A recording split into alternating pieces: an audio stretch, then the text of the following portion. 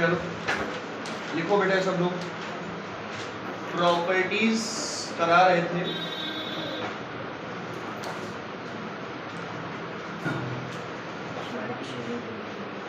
उसी chemical properties में लिखो, बोले action of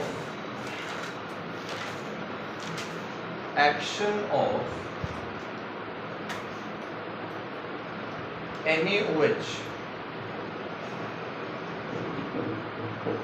action of NaOH on following salts.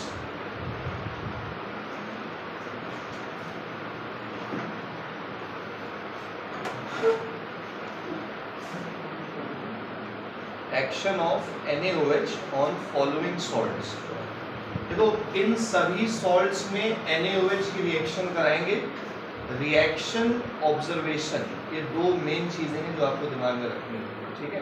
तो सबसे पहले देखिए बेटा, एक एक करके पूछेंगे। अमोलिका, कैल्शियम नाइट्रेट का फॉर्मूला बोलिए बेटा।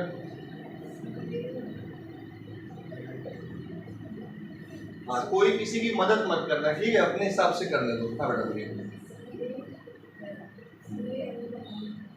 हाँ, Ca की वैलेंसी कितनी होती है? और नाइट्रेट NO3 होता है तो -1। फॉर्मूला क्या बन गया?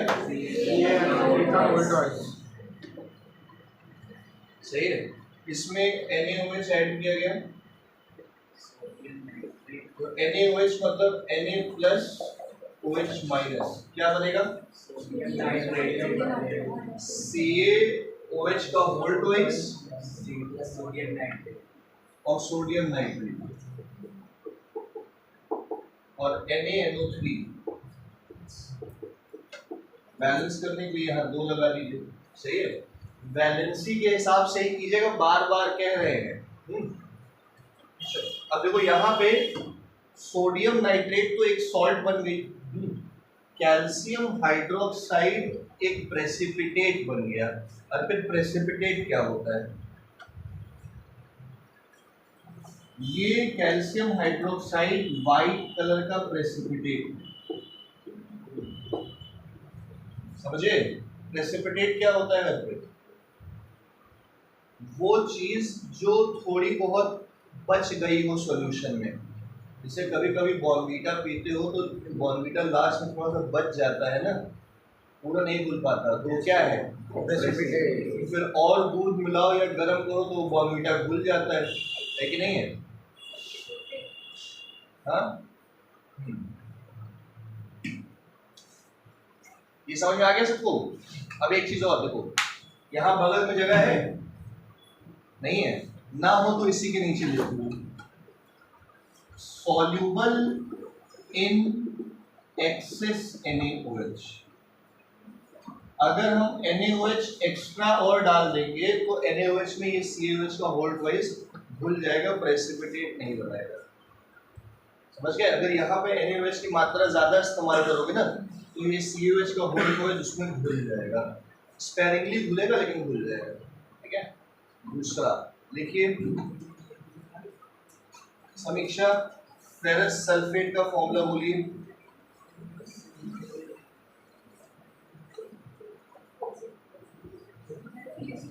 हाँ, Fe की वैलेंसी बता दीजिए आप पहले। +3, तो आपने फॉर्मूला FeSO4 क्यों बोला? सुन के बोला ना, आदत ही नहीं जा रही। फेरस की वैलेंसी +2 है, सल्फेट की वैलेंसी क्या है? +2 -2 चला गया, FeSO4 बन गया। भाई सुन लिया और बोल दिया, कहीं से आवाज आई FeSO4 तो आप भी बोल देती हैं। ये वैलेंसी 3 क्यों बोला फिर आपने? गलती हो गई। अच्छा, फेरस सल्फेट FeSO4, इसमें भी NaOH ऐड करेंगे, Na प्लस OH माइनस। चित्रांक क्या बनेगा? ये Fe बेटा, ये Fe किससे कंबाइन करेगा? OH से। क्या बनाएगा?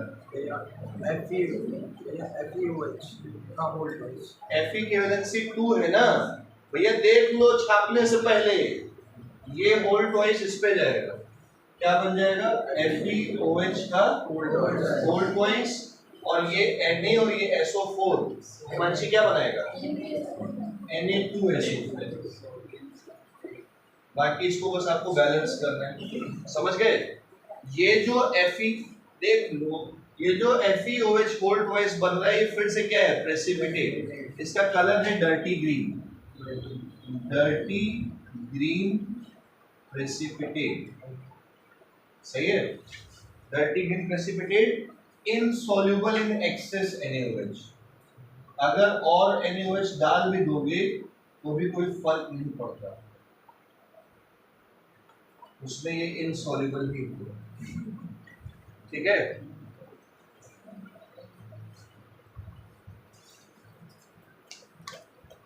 ये आयरन 2 सल्फेट भी कहलाता है, पता है सबको।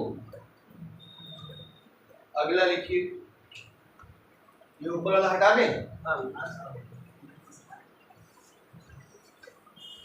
आज जिनका नाम बताया था कल हमने, वो लोग कितने बजे तक रुकने वाले पता है ना। किताब लाए हो ना अपनी, लाए तो हो भी नहीं, वही अल्लाह बन जाएगा। अनुश्री, अनुश्री कहाँ है।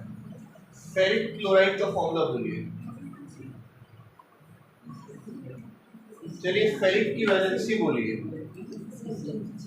बेटा इसकी +2 है तो फेरिक की तो +3 होगी ना। क्लोरीन की वैलेंसी -1, फॉर्मूला क्या बन गया, आयरन 2 सल्फेट, आयरन 3 क्लोराइड। ये सब याद रखिए आप लोग, घर पे पढ़ाई कीजिए 8-8 घंटा, तब कहीं क्लियर होगा कुछ। इसमें NaOH डालिए, वर्दायनी क्या बनेगा, होल थ्राइस। FeOH का होल थ्राइस बनेगा, और 3 Na और 3 Cl क्या बना देगा, 3 NaCl। तो इसका नाम क्या है प्रतीक्षा, FeOH के होल थ्राइस का। बेटा आवाज नहीं आ रही है, ये हाइड्रोक्साइड नहीं कहलाता है, हम लोगों ने तो बचपन से इसको हाइड्रोक्साइड पढ़ा है। तो फिर ferric hydroxide, reddish brown, reddish brown precipitate insoluble in excess NaOH, सही है, इनसॉल्युबल इन एक्सेस NaOH। ये सब बहुत इंपॉर्टेंट चीजें हैं, इनको सही से समझ के पढ़िए।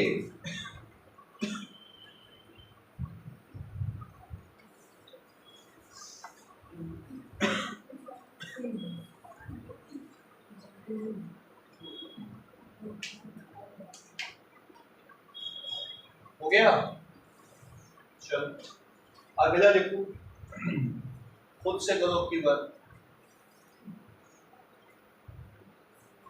देखिए, magnesium nitrate plus sodium hydroxide, magnesium nitrate plus sodium hydroxide करो।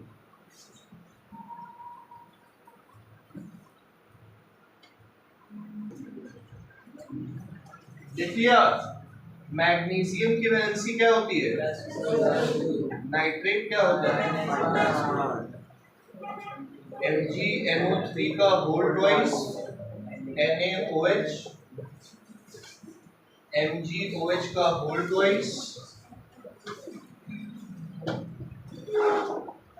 प्लस NaNO3, दो तो NaNO3 बन जाएगी, सही है। मैग्नीशियम हाइड्रोक्साइड यहाँ पे प्रेसिपिटेट होगा जिसका कलर मिल्की वाइट है। ये सारे कलर याद रखने हैं आप लोग। Milky white precipitate insoluble in excess NaOH।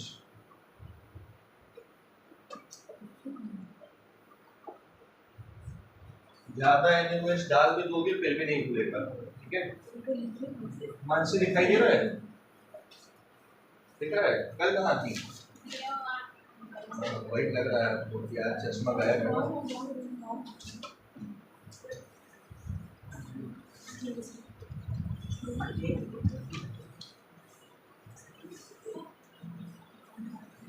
चल बने, लिखिए zinc sulphate plus NaOH। Zinc sulphate plus NaOH। प्रांजल जिंक सल्फेट का फॉर्मूला बोलो। Zn की वैलेंसी बोलो। पहले वैलेंसी दिमाग में नहीं है, पहले फॉर्मूला दिमाग में है भाई साहब। +2 सल्फेट की -2, Zn +2 सल्फेट -2 क्या बन गया? ZnSO4।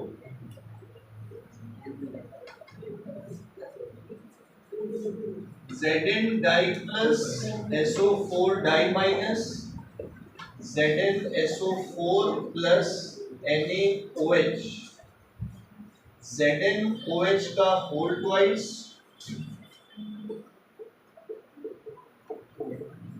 Plus Na2SO4। सही है। Zinc hydroxide gelatinous white. अरे gel gel gelatinous white soluble in excess NaOH।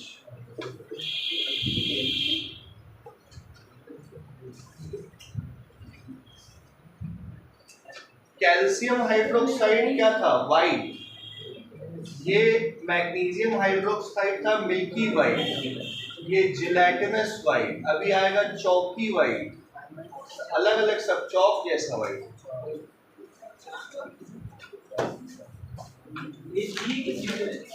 GEG अरे जेल जुलैटिनस थोड़ी होगा।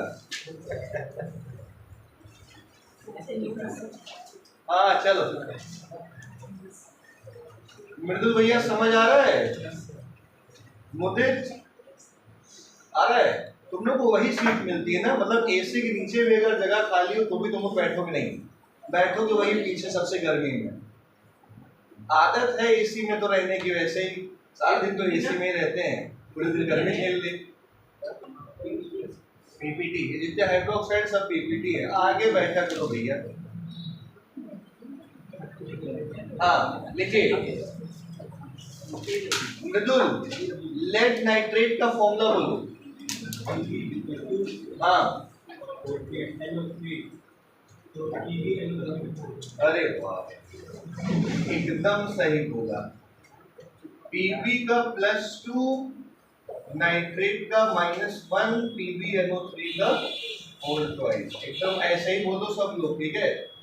NaOH सामंत क्या बनेगा?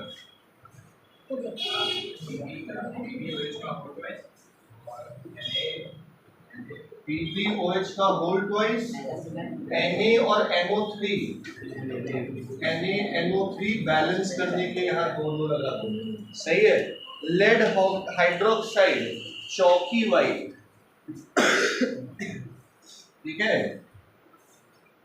चौकी white soluble in excess NaOH। सही है।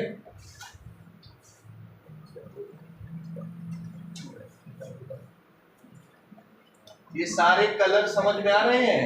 ये सारे कलर हम पूछेंगे कल आप लोगों से।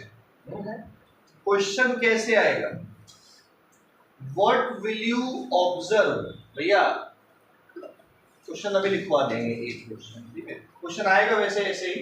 What will you observe when lead nitrate is treated with NaOH? ठीक है, एल्कली। तो आप ये कॉस्टिक एल्कली पे लिख सकता है, तो आप सीधा लिखोगे कि chalky white PPT of lead hydroxide is reaction लिख देना। अगला लिखो, कॉपर सल्फेट में ये काम करो। Copper sulphate plus NaOH।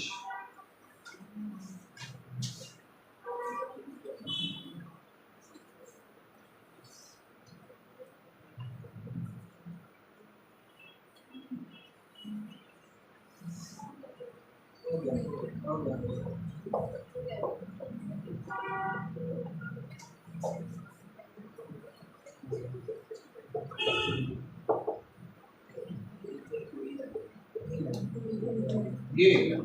CuOH का होल ट्वाइस प्लस Na2SO4 सही है। ये pale blue PBD, copper hydroxide pale blue, insoluble in excess NaOH नहीं मिलेगा। आगे सबको समझ में।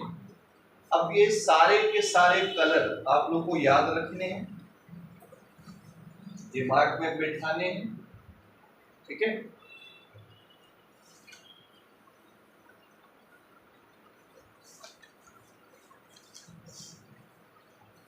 चलो एक बार जरा रिपीट करो जितने भी आयन्स हम लोग ने पढ़े थे। सबसे पहले हम लोग ने कैल्शियम का आयन पढ़ा था जिसका कलर था वाइट, सिर्फ वाइट है, मतलब वो फाइन वाइट है जो होता है। उसके बाद हमने क्या पढ़ा था? फेरस, डर्टी ग्रीन, सही है, डर्टी ग्रीन। ये आयन की वजह से कलर आता है। हाँ, सॉल्ट में नहीं, प्रेसिपिटेट। तो ये डायरेक्ट भी कभी कभी पूछ लेता है, इस आयन का कलर बताओ, इस आयन के पीपीडी का कलर बताओ, इस आयन के पीपीडी का कलर बताओ। Fe3+ का लिखवाया होगा रेडिश ब्राउन। फिर क्या लिखवाया था? मैग्नीशियम मिल्की वाइट, सही है। फिर जिलेटिनस वाइट, फिर चौकी वाइट, सही है। फिर हाँ, इसको कहीं साइड में ऐसे ही लिखो जैसे हमने लिखा हुआ है, ठीक है।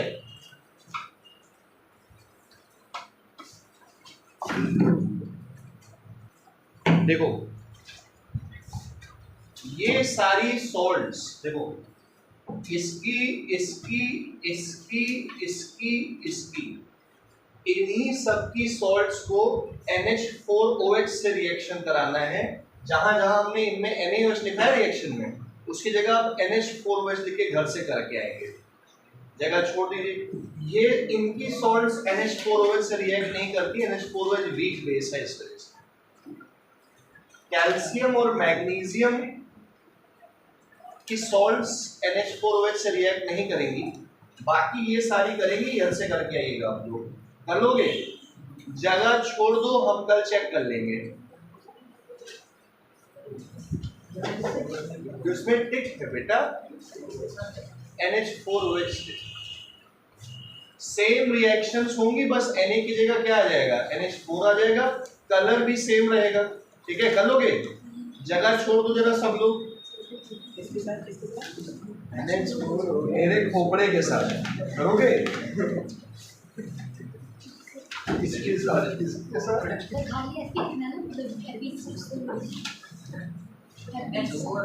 पूरा सॉल्ट के साथ करोगे ना प्राणी, समझ गए? चलो लिखो आगे, methods of preparation of basis.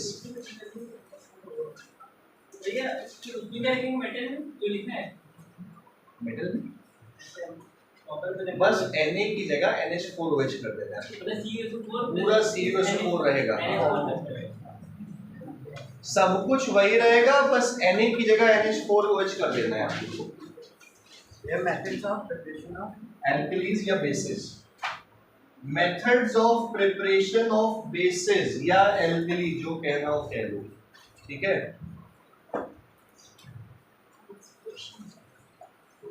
बोले पहला पॉइंट लिखो इसमें, metal plus oxide gives metal oxide, metal plus oxygen gives metal oxide.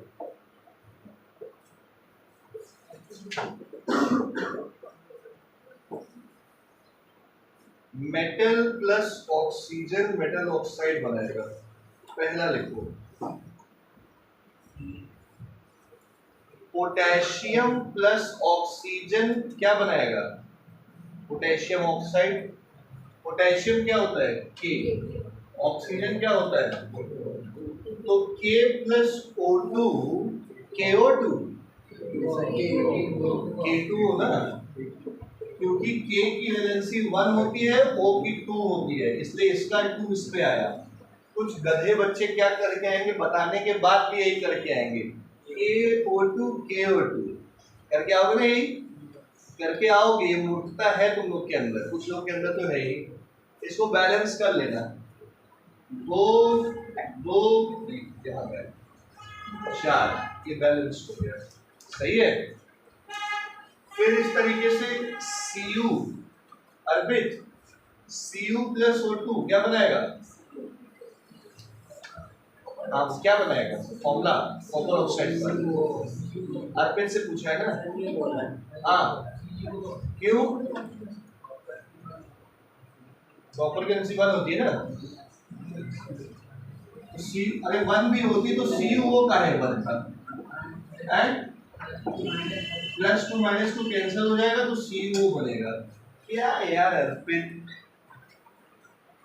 एक बारी में क्लियर नहीं कर ले रहे हो कि वैलेंसी रट ले घर जाके, हर दिन का नाटक।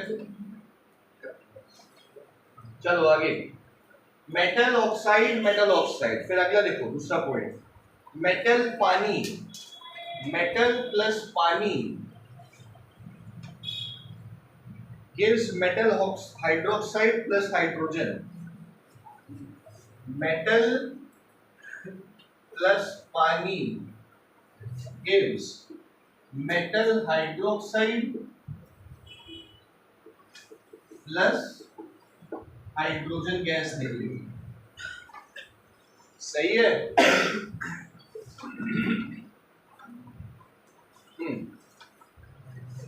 सोडियम प्लस पानी gives sodium hydroxide plus hydrogen. Balance कर लोगे तो बैलेंस खुद से कर लो,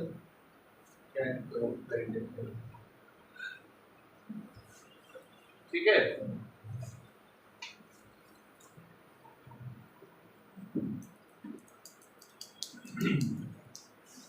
मेटल पानी, मेटल हाइड्रोक्साइड, हाइड्रोजन। अब आप लोग को क्लास 9th में एक टॉपिक आपने पढ़ा होगा, पहले तो ये याद है, इलेक्ट्रोकेमिकल, ये पूरी series, activity series,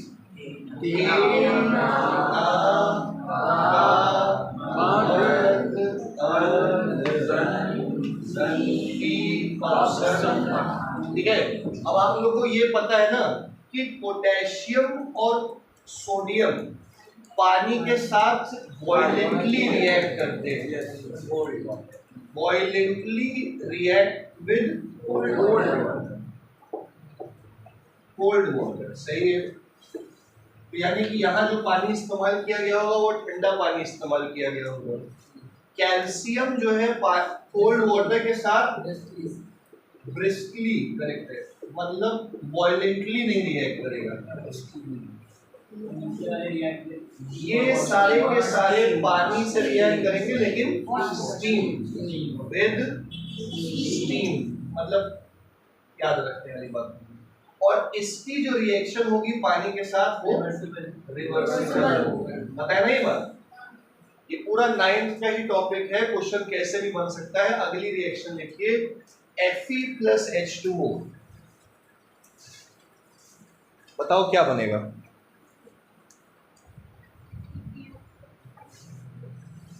iron plus पानी क्या बनाएगा?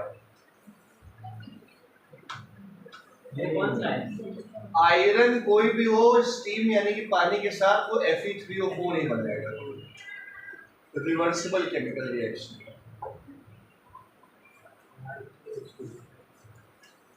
इसमें बताएगा नहीं कि O2 प्लस एक वो स्टीम बोल सकता है, हो सकता है, बस इतना लिख दे कि आप बताइए कि आयरन, अगर ये रेड हॉट आयरन अगर स्टीम से रिएक्ट करता है तो रिवर्सिबल केमिकल रिएक्शन में Fe3O4 और हाइड्रोजन बनाएगा। बैलेंस कर लोगे? 3 2 4 4 4। वैसे इसकी वैलेंसी क्या थी? 50 ये तो यहाँ पे थोड़ी सी कोवैलेंसी भी आ जाती है। अरे ये दो का मिक्सचर होता है ना, दो कंपाउंड। हाँ, कोवैलेंसी भी आ जाती है साथ में। उसमें कैटेगरी और एफी होगा। ट्राई आयरन टेट्राऑक्साइड, ये एफी और Fe2O3 का मिक्सचर होता है ना। हाँ, आ गया समझ में? सबको आ गया? तो metal oxygen, metal oxide, metal पानी, मेटल हाइड्रोक्साइड हाइड्रोजन। अगला लिखो, मेटल ऑक्साइड और पानी मेटल हाइड्रोक्साइड बनाएगा।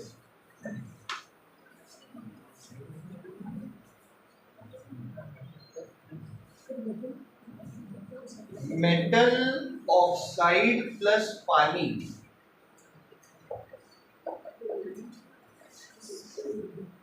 मेटल हाइड्रोक्साइड बनाएगा। सही है?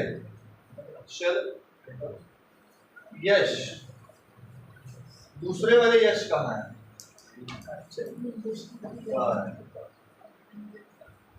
सो रहे हो? सोडियम ऑक्साइड का यश फॉर्मूला बताओ। Na2O, करेक्ट, प्लस पानी NaOH बना देगा, बैलेंस कर लो बस इसको। सही है? ऋषभ, हाइड्रोजन नहीं निकलेगा। ऋषभ, कैल्शियम ऑक्साइड का फॉर्मूला बोलो। कैल्शियम के साथ ऑक्साइड भी है, CaO2 2 और O की ऑक्साइड 1 होगी भाई। और यहाँ पे 2 थी, क्योंकि कुछ नहीं समझ में आ रहा है तुमको। अरे यार, Ca की वैलेंसी जब तुम 2 बोल रहे हो, ऑक्सीजन की -2 होगी, तभी तो CaO बनेगा। वो फॉर्मूला सही बोल रहे हो, क्योंकि तुमको दिख रहा है कि कैल्शियम और ऑक्साइड CaO ही होगा। वो अच्छा लग रहा है देखने में बस। +2 -2 रट क्यों नहीं ले रहे हो? प्लस पानी। अब तुमको यहाँ दिक्कत आने वाली है, बताओ कैल्शियम ऑक्साइड और पानी क्या बनाएगा? बनाएगा क्या? पहले नाम बताओ, क्या बनेगा? जैसे सोडियम और पानी सोडियम हाइड्रोक्साइड बना रहा है, कैल्शियम और पानी क्या बनाएगा? फॉर्मूला बोलो।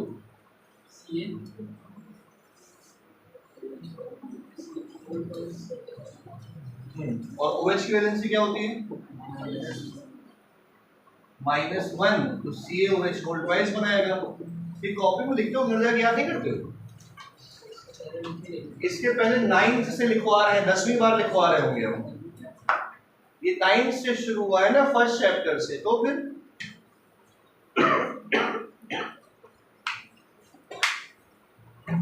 हो गया। अमोनिया पानी, अमोनियम हाइड्रोक्साइड NH4। समझ गए सब लोग? देखिए मेटल ऑक्साइड है। अरे वो ऐसे लिखवा दिया यार, इसी डबल हो गया लगे यार।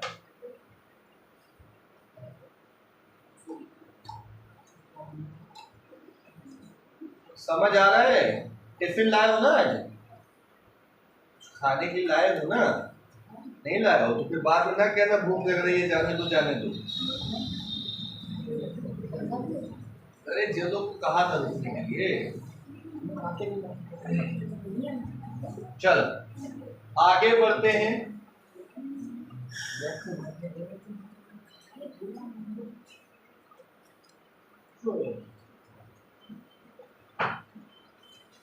फिर लिखो बेटा,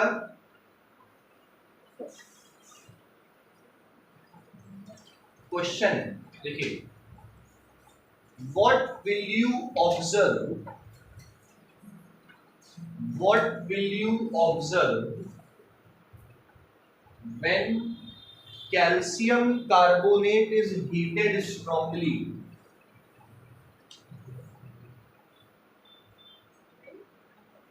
When calcium carbonate is heated strongly,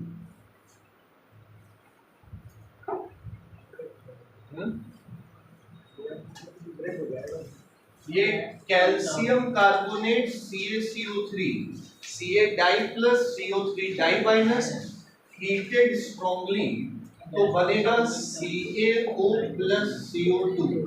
तो ऑब्जर्वेशन में क्या लिखोगे, इधर देखो, a gas comes out which turns lime water brisk effervescence निकालते हैं। यही ऑब्जर्वेशन है, लिखिए a gas comes out which turns lime water milky with brisk effervescences और फिर ये रिएक्शन लिख दो।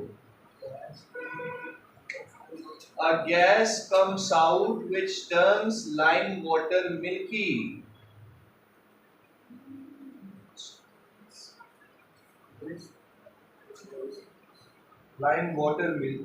with brisk effervescence।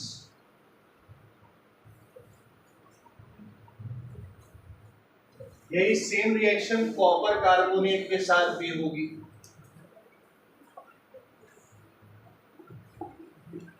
Same observation, सही है, समझ आ रहा है मोहित भैया, समझ आ रहा है? नींद तो नहीं आ रही है? कितने बजे सोए थे रात में? उठे कितने बजे? 11 से 9 कितना घंटा? 10 घंटा सोए हो? 8 बजे उठे हो, 8:50 पे उठे हो, 9 ही हुआ ना हो, तो 11 से 9 कितने घंटे हो गया? 10 घंटे हो गया प्रभु। बताओ, ये देखो 10वीं के बच्चा तो 10 घंटा सो रहा है। वाह भाई वाह, क्या किए 10 घंटा सो के? और तब जैसे ही उठे हो तुरंत मुंह हाथ धो के चले आए हो, बहुत बढ़िया, तो हमारा फॉलो कर रहे हो मामला।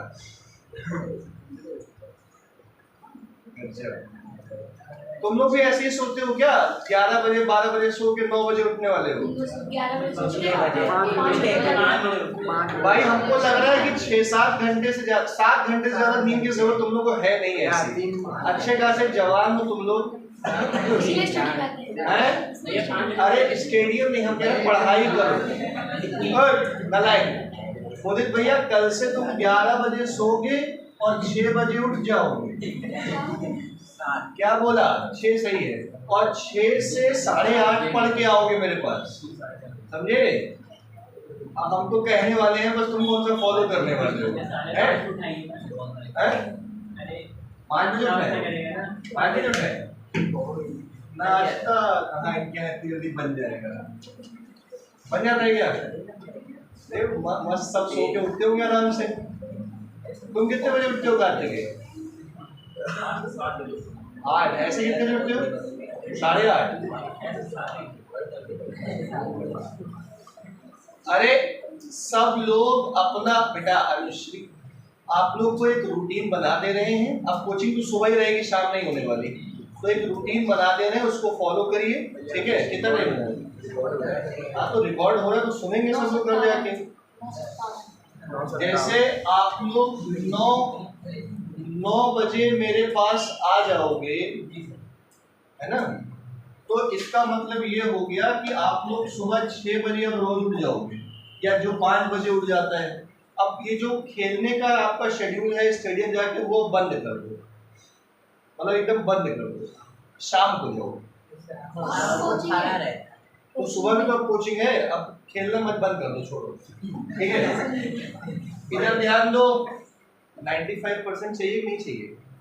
तो फिर या तो 95% ले आओ, या तो सुबह 5 से 10 खेलो जाके वहां पे। 1 घंटा खेलो बस, बहुत है छुट्टियों में, उससे ज्यादा नहीं। 1 घंटा ही खेलो, चाहे जब खेलो। हाँ, अब जैसे 6 बजे 5 जो खेलने जा रहा है वो 5 बजे उठ जाए, सही है? 5:30 से 6:30 खेल ली, 7 बजे घर आके 8:30 बजे तक पढ़ ली, फिर 9 बजे हमारे पास आ जाए, मतलब सुबह 1.5-2 घंटा पढ़ लो। अब 9 बजे हमारे पास है, मान लो 10:30 बजे गए, 11 बजे घर पहुंच ही जाओगे, है कि नहीं है? काम वाम करके नहा धो के कुछ खा पी के 12 से 3 बैठ जाओ, कुछ कहेंगे खाना भी खाना है हमको 2 बजे, तो 12 से 3 पढ़ने बैठो। 12 से 3 पढ़ने के बाद 1 घंटा आराम किया, 4 से 5 विजय सभी कोचिंग होती होगी, 4 से 5 होती है, 5 से 6, तो 4 से 5 पढ़ के मेरे सर क्या चले गए, कंप्यूटर रिवाइज कर लिया, जो भी पढ़ लिया। 5 से 6 मेरे सर से पढ़ने के बाद थोड़ा बहुत घूमते फिरते मस्ती करते हुए 7 बजे तक फ्री होके 7 से 9 पढ़ाई कर ली। सही कह रहे हैं? तो इसका मतलब ये हो गया कि आप पहले सुबह 1 घंटा पढ़े, क्योंकि ये हमको लग रहा है 1 ही घंटा पढ़ोगे, ज्यादा नहीं पढ़ पाओगे। 3 ये हो गया, 4 ये हो गया, 1 ये हो गया, 2 ये हो गया, कितने घंटे हो गए? 3 4 2 6 1 7 घंटे की पढ़ाई हो गई। अब 7 घंटे से ज्यादा कौन पढ़ता है 10th में? बल्कि 6 ही घंटा पढ़ो तो भी बहुत है। अगर 6 ही घंटा आप लोग जो है एफिशिएंटली पढ़ लोगे तो भी आप लोग मोर देन इनफ पढ़ रहे हो। लेकिन अब ये 6 घंटे में आप लोग करते क्या हो पता है? जैसे मैंने 12 से 3 बोला है, तो उसमें भी आप लोग खाते खाते टीवी देखते देखते कुछ ऐसे ऐसे करोगे। शाम को 7 से 9 में आईपीएल देखते देखते पढ़ाई करोगे। तो आरसीबी हार गई, अब क्या मैच देखना है? मतलब हम ये कह रहे हैं कि आप 6 ही घंटा, कुछ बच्चे चाहो तो 5 ही घंटा पढ़ो, लेकिन ये 5 घंटा सिर्फ अच्छे से पढ़ाई करो और कुछ मत करो, है ना? समझ आ रहा है क्या करें? कुछ लोग 4 घंटा पढ़ के भी कंसिस्टेंटली पढ़ेंगे तो भी टॉप कर जाएंगे, लेकिन ये 6 घंटा सिर्फ पढ़ो, एक तरफ फोकस रह के। एक दूसरे को मैसेज मत करना, मस्ती मत करना। हिमांशी सोनाक्षी ध्यान दीजिएगा इस बात पर, और भी सब लोग इस तरह से, ठीक है? फॉलो करिएगा। अगला क्वेश्चन लिखो, करोगे तो हो जाएगा, उसमें क्या है? देखिए, what will you observe, what will you observe when calcium nitrate is heated?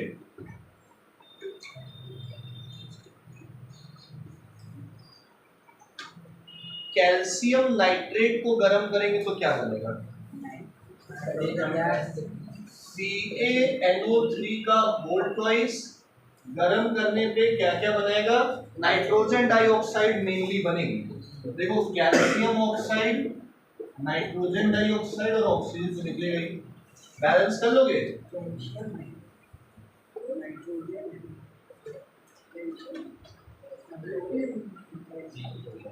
इसका ऑब्जर्वेशन क्या लिखूंगे? Reddish brown NO2 is obtain. Oxygen का ऑब्जर्वेशन लिख सर, लेकिन NO2 का लिखो ना, बढ़िया लिखो। क्या सबको समझ आ गया? अर्पित कितने घंटे पढ़ना है रोज? हाँ, 7 क्यों नहीं बोले? चलो 6 ही पढ़ो फिलहाल।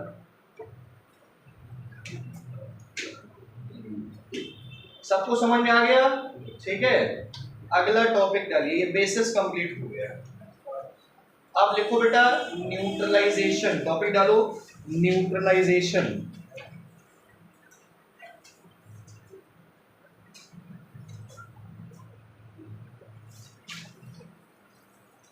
न्यूट्रलाइजेशन, अब न्यूट्रलाइजेशन जानते हो ना? एसिड का H बेस के OH से कंबाइन करके सॉल्ट और वाटर बनाएगा। क्या बोला RB?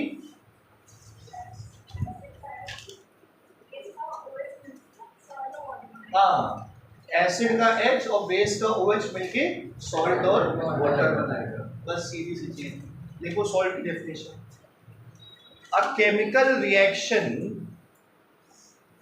a chemical reaction in which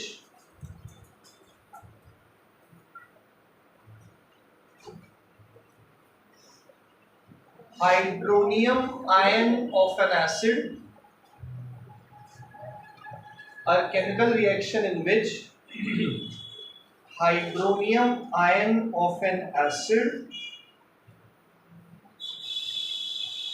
and hydroxyl ion of a base, hydroxyl ion of a base combine to form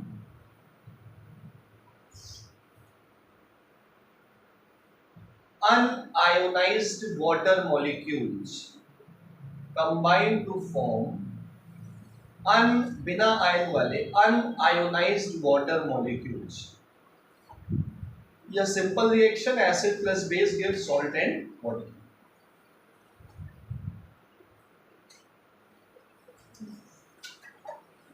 ठीक है। अब ये खूब सारी हमने करा रखी होंगी एसिड बेस वाली reaction, HCl NaOH NaCl H2, ये सब कर लोगे ना खुद से, ठीक है, उसमें कुछ लिखना नहीं है। लिखो इसमें बेटा हीट ऑफ न्यूट्रलाइजेशन, उसी के आगे टॉपिक होगा heat of neutralisation.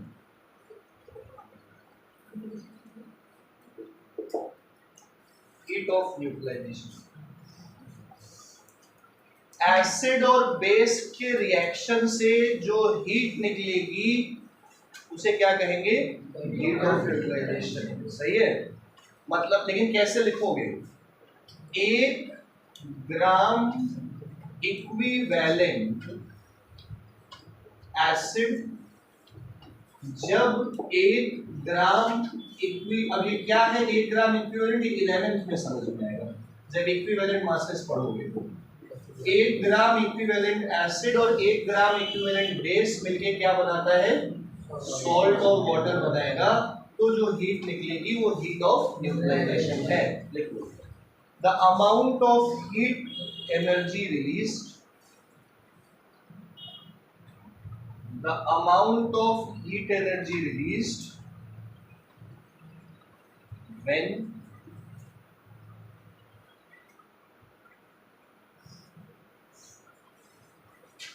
1 gram equivalent of an acid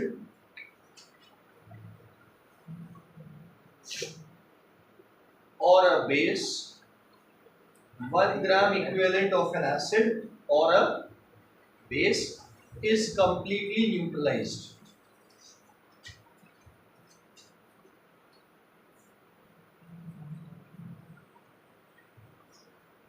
समझ गए, एसिड और बेस रिएक्ट करेगा तो क्या बनाएगा, सॉल्ट वाटर, एनर्जी जो निकलेगी 1 ग्राम इक्विवेलेंट पे वो कौन सी एनर्जी है, हीट ऑफ न्यूट्रलाइजेशन। सही है। अब देखो इसके एप्लीकेशन सुनो, वैसे आपको एक घर पे करना है, हम समझा दे रहे हैं। पहला एप्लीकेशन फार्मर्स के लिए, जब फार्मर्स को पता चलता है या लगने लगता है कि सॉइल में एसिडिक कॉन्सेंट्रेशन बढ़ रहा है, इसमें सॉइल अगर ज्यादा एसिडिक होती जा रही है तो उसमें वो लोग बेस डाल देते हैं CaOH का होल ट्वाइस, जानते हो ना सब लोग, calcium hydroxide, slaked lime, calcium hydroxide कहो, स्लेक्ड लाइम कहो, ये बेस इस एसिड को क्या बना देता है, न्यूट्रल बनाता है और सॉइल की फर्टिलिटी कम नहीं होती। क्या बोला, समझ आया सबको, आ गया समझ में? हम बोले का रिपीट कीजिए बेटा।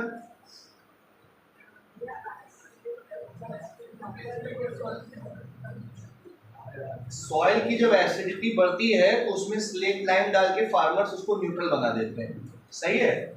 जैसे आपको अगर भूख लग रही हो, भूख तो नहीं लग रही है, लगती तो है, सुबह सुबह जब कुछ खाओ नहीं तो चक्कर सा आने लगता है और पेट में गुड़गुड़ होने लगती है, मतलब पेट में कौन दौड़ रहा है, एसिड दौड़ रहा है। पेट में कौन सा एसिड होता है, अगर पेट में गुड़ है, पेट में एसिडिटी हो रही है तो आप लोग इनो पीते हो ना, तो इसका मतलब आप एक बेस ऐड करते हो जिसे एंटासिड्स भी बोलते हैं। क्या बोलते हैं, एक एंटासिड, एंटी एसिड्स डालते हो ताकि वो एसिड को क्या बना दे, न्यूट्रल। तो पेट के एसिड को न्यूट्रल करता है इनो, एंटासिड्स। सही है। अब वो इनो 6 सेकेंड समझ गए। अच्छा, मधुमक्खी काटती है, जैसे चित्रांग को काटी थी, तो मधुमक्खी जब काटती है तो मधुमक्खी के डंग में कौन सा एसिड होता है, फॉर्मिक एसिड होता है। तो उस एसिड को न्यूट्रल बनाने के लिए आप क्या करोगे, बेस ऐड करोगे। तो आप साबुन से रगड़ दो, साबुन में क्या होता है, बेस, पॉजिटिव एल्कली है ना, तो बेस उस एसिड को न्यूट्रल बनाना चाहेगा, लेकिन नहीं। सही नहीं हो जाएगा, लेकिन सही होने की कोशिश करेगा, तुरंत सही नहीं हो जाएगा। सही है। एक चीज लिख लो तुम लोग, एक चीज लिख लो। अरे ये सब किताब में लिखा हुआ है, खुद से लिख के आएगा। एक पॉइंट बस मैं लिखवा दे रहा हूं, लिखो। Submarines, submariners and astronauts.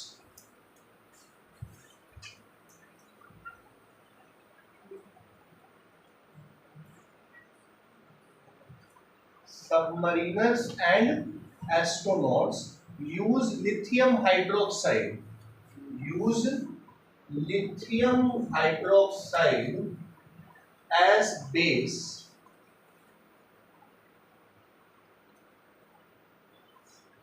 to neutralize carbon dioxide bracket में acid to neutralize carbon dioxide bracket में एसिड। कार्बन डाइऑक्साइड एक एसिडिक गैस है। तो जैसे मान लो कि भाई आप लोग इस कमरे में बैठे हो, ये कमरा एस्ट्रोनॉट से भरा है, ये एक स्पेसशिप है, जानते हो ना, अपोलो 11। अब आप सब कार्बन डाइऑक्साइड रिलीज करोगे तो कार्बन डाइऑक्साइड कहाँ बाहर तो जाएगा नहीं। तो carbon dioxide is acidic in nature, सुने हो ना सार्थक। तो हम लोग कमरे में लिथियम हाइड्रोक्साइड छोड़ देंगे, बेस होता है ये, इसको क्या बना देगा, और हम लोग को दिक्कत भी नहीं होगी फिर कोई, समझ गए।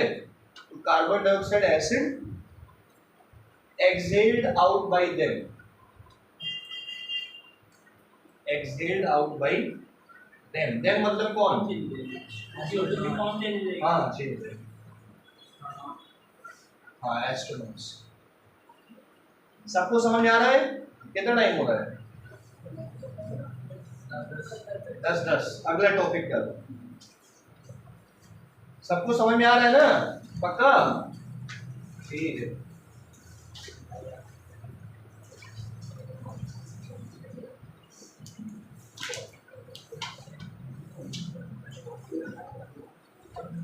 चलो ध्यान दो भैया,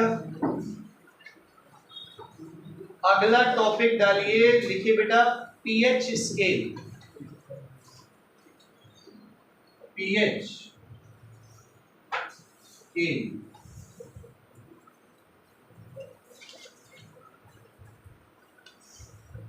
सिद्धांत को घर जाके मैसेज करना कि भैया बहुत गालियां दे रहे थे। हाँ तो इसी में आ जाएगा तो और अच्छी बात है ना। तुम भी सब लोग जाके कहना क्या कह रहे थे, अब नहीं पढ़ाएंगे, अब ना आना, समझे। और संगीत भी आजकल बहुत छुट्टियां कर रहे हैं। देखो पीएच स्केल, पीएच का मतलब क्या है, पोटेंस हाइड्रोजन, हाइड्रोजन का पोटेंशियल, हाइड्रोजन की क्षमता हम लोग पता करेंगे, उसकी कंसंट्रेशन पता करेंगे, उससे उसका पीएच पता चलेगा। सही है।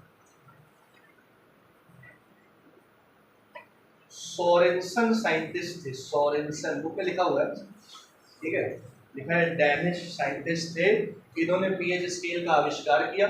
एमसीक्यू में पूछ सकता है। डैनिश साइंटिस्ट थे सोरेनसन, उन्होंने पीएच स्केल का आविष्कार किया।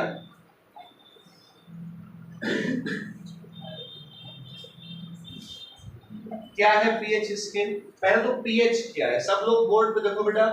PH is negative logarithm to the base 10 of H plus ion concentration of an acid or base। देखो definition देखो, pH of a solution, pH of a solution is the negative logarithm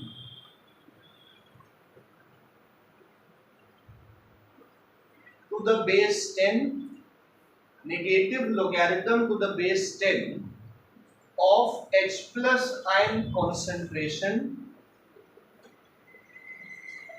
negative logarithm to the base 10 of H plus ion concentration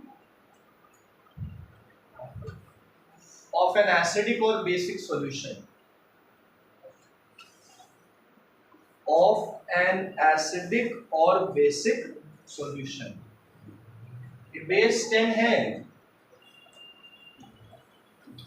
negative logarithm to the base 10 of H plus ion concentration of an acidic or basic alkaline solution you get। Clear हो गया, समझ आ गया? ठीक है,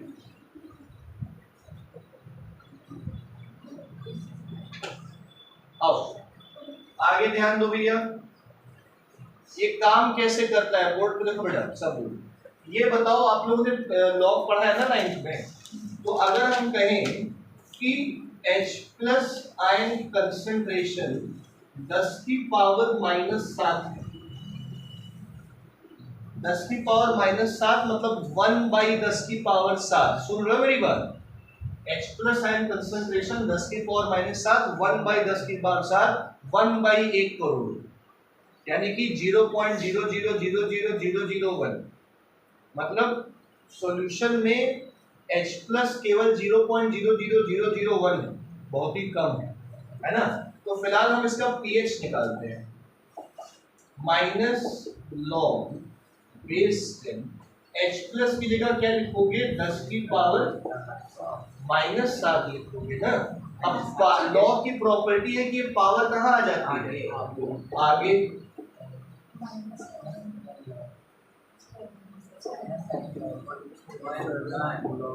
ये बचा 7 log 10 और log 10 base 10 क्या होता है, pH कितना आ गया। तो अगर H प्लस कंसंट्रेशन 10 की पावर -7 है तो pH 7 आएगा। अगर H प्लस कंसंट्रेशन 10 की पावर -8 है तो pH 8 आएगा। H प्लस कंसंट्रेशन 10 की पावर -5 है, pH क्या आएगा, 5 आएगा। ये आइडिया लग गया सबको?